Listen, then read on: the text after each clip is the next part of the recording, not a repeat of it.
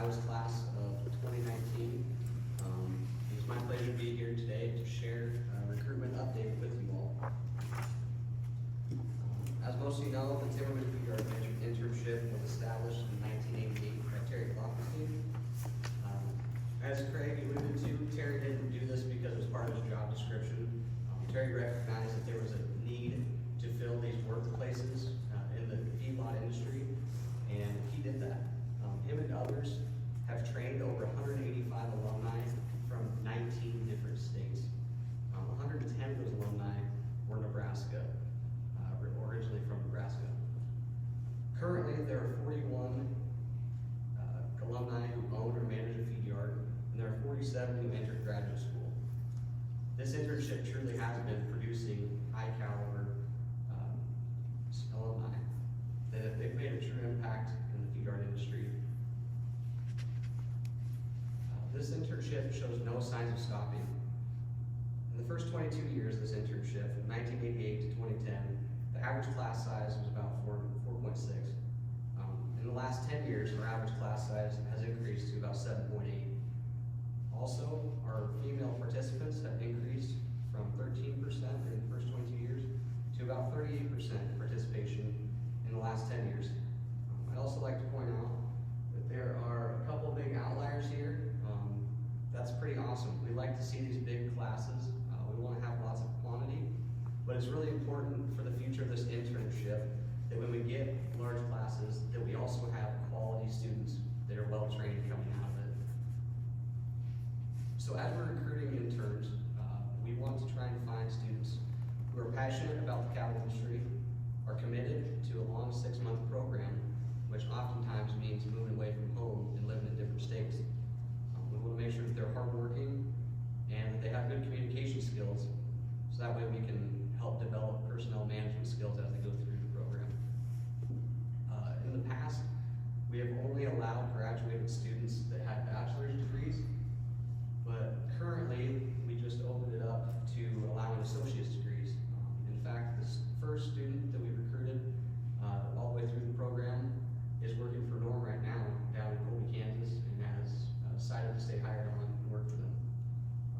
This allows us, by going to community colleges in addition to four-year universities, this allows us to get in front of students that might have interest in the Feedyard industry and can be really successful through this program. So I have 3 main arrows in my quiver when I'm recruiting interns. One of them is social media, another one's career fairs, and the third one is alumni.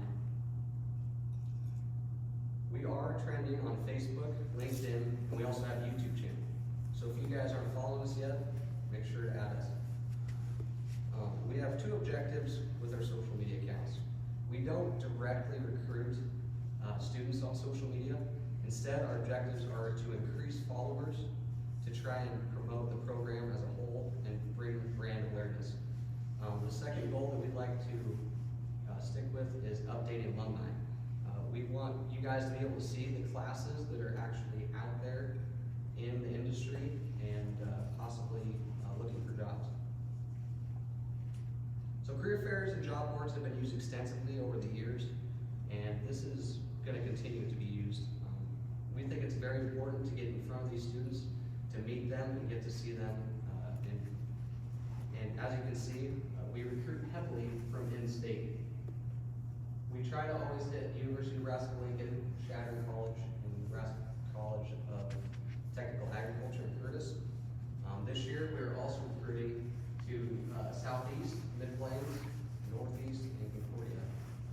These community colleges have ag programs that may potentially have the next generation interns.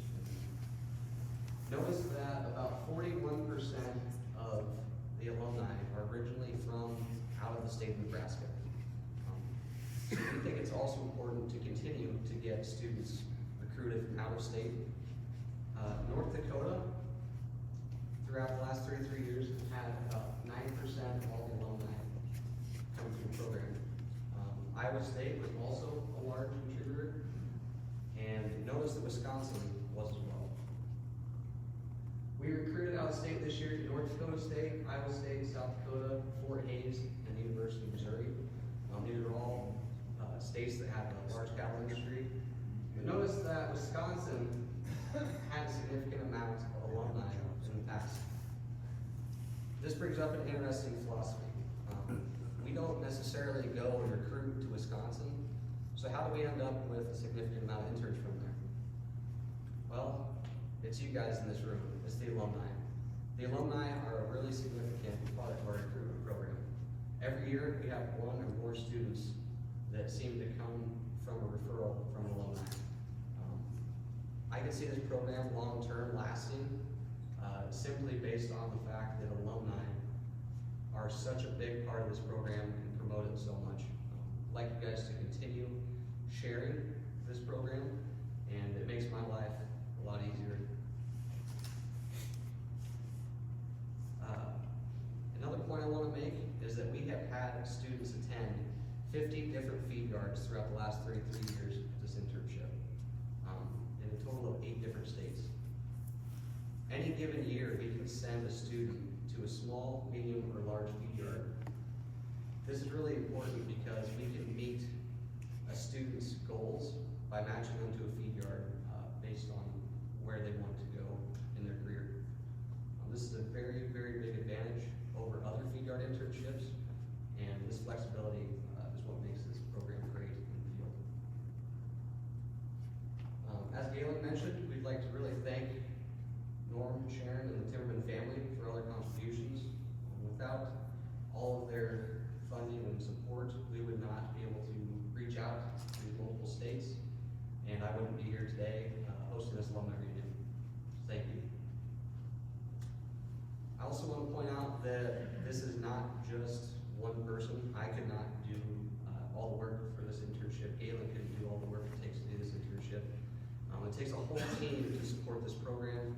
And there are many people at UNL, faculty and staff, who are advocates for the program and support it. So I'd like to give some credit to them as well. At this time, we'd also like to ask Greg Stock to come on up and share with us what the Cargill team has done for the internship program. Thanks, Kel. Before I do this, there's a couple things I wanted to mention. So, when I came back 2 years ago, one of the things I had asked Terry and I asked Galen about is where's the list of all the former students? I'd lost track of many of you, and where you at? And they didn't know either. We had really fallen down and not kept track of where everybody's at. And for the better part of the last year, or the first year, asking how do we get this group list back together so that we can do a much better job of communicating. And finally, Kelton started this last year of working to try and assemble the list. And it really became very apparent when Terry passed away this spring. We really wanted to let everybody know about his situation. And in fact, here a couple months ago, Galen and the interns and I were in a restaurant, and a former intern came in and didn't know that Terry had passed away. Well, shame on us for not having that group. So we've been trying to figure out how to get the list together. And Kelton actually happened to be talking to Mike Cherry, which was Mike was an intern back in the latter part of the 90s. And Mike says, yeah, I put the list together for Terry here in 2008, whenever it was. It's probably on Terry's computer.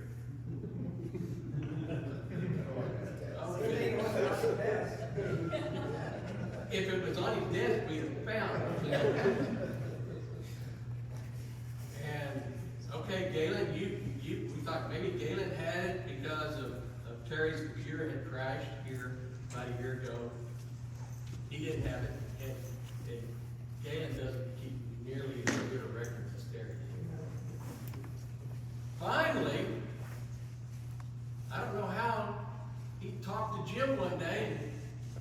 Jim's got the list. So for 2 years, we've been after this list. Jim has the list. I didn't do that. Well, I asked Galen, I should have known that. Shame on me. But thanks to Kelly, we're getting this pulled together. We're down to about, I think we've got almost 100. What's 22? There are 22 left to get. Okay, there's a 22 left compared to where we were. And we need to get those names out to you. Maybe some of you know. But Kelly, we really appreciate you getting that together and hope to have more timely information. The other thing, when I started looking at it, what are we using for recruiting? I mean, okay, I'm not very good on social media, but what videos do we have? And they started showing me what we had, and I kind of like, even I know this is not good. So I went to Sheldon and said, we need some money to do some videos. Would you put some in? Would Sweetbrand be willing to invest some here for some recruitment videos? And he knew he owed me a paper or two, or I would pester him more. And he said yes. Then I said, can I borrow Mike Murray? Mike's very good at marketing, very good at knowing what the customer is, and so he reluctantly said yes, I could borrow Mike, and Mike then got this group. Pixel Bakery is actually a videotape group. They don't sell donuts. I'm not quite understood the marketing side, but maybe that explains a lot there. But this Pixel group did a really nice job. We started this, there was some sense of urgency obviously here. We were able to videotape Terry before the university closed due to COVID. And then we had to work around schedules around the COVID and all the university rules and regulations to pull this off. And we've done well. We have what we call a recruitment video and a legacy video that we'll show you this evening. I think they're extremely well done, and Mike, I appreciate it very, very much.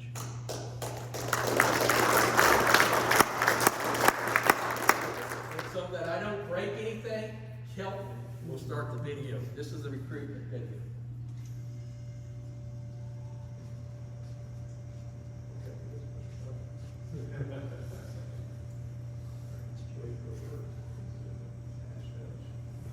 It worked earlier.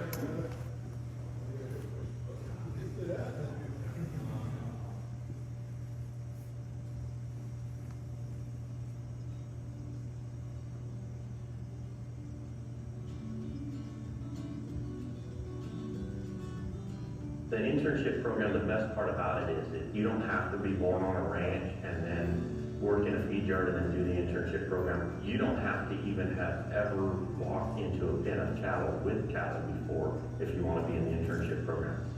Really, this is about the only program of its kind that's very unique just to feed yards and very specialized. I don't really know of any other programs like it. If you have a feed yard interest and you have a feed yard management career goal, you should come to the University of Nebraska and do our feed yard management internship program. We've had students from 15 to 20 other states, and we've worked with approximately 50 feed yards, mostly from Nebraska. There's been a few out of state, and approximately 175 interns that have completed the program over the last 20 to 30 years. This is a great program and a great way for you to get into agriculture, kind of get your foot in the door and learn a lot of skills that you can continue on at the feed yard you're at or take them somewhere else. After the internship, at least in the short term, I've agreed to continue working at New Warner Feed Yard where I am right now. So I'd like to continue in the feed yard industry for now. If you're interested at all in feedlots and working with feedlots for any part of your career, it's definitely a good program to at least look into, but definitely going to help you in that regard. Not only learning the ins and outs of feedlots, but making contacts that will for your future career as well. The program was set up really to be threefold. The first session, which is 6 weeks, is spent in class with us, and we cover all kinds of topics like nutrition, health, management, economics, environmental issues, and probably the most important aspect is personnel management. Then they spend a 4-month period in a Feedyard that we've set up that fits their needs and their goals. And then they have some excellent work experiences, hopefully doing all the jobs in the Feedyard. And then the last section is coming back on the campus for 2 weeks and they get to teach us. I'm really glad I decided to do this. To me, this internship provided a great opportunity to get experience in the Feedyard. I really enjoyed this program so far. Even if I wouldn't continue at the Feedyard, I think this would have been a super valuable experience. I've learned a lot of skills that I think can transfer to a lot of different areas in agriculture. What a tremendous opportunity to bring them in, get them some experience, let them decide if that's what they want to do, and then, I mean, there's a huge industry out there for them to go out, get a job, and have a big impact in. That's probably one of the most rewarding parts of this is watching someone come, very little experience, and then go be successful in the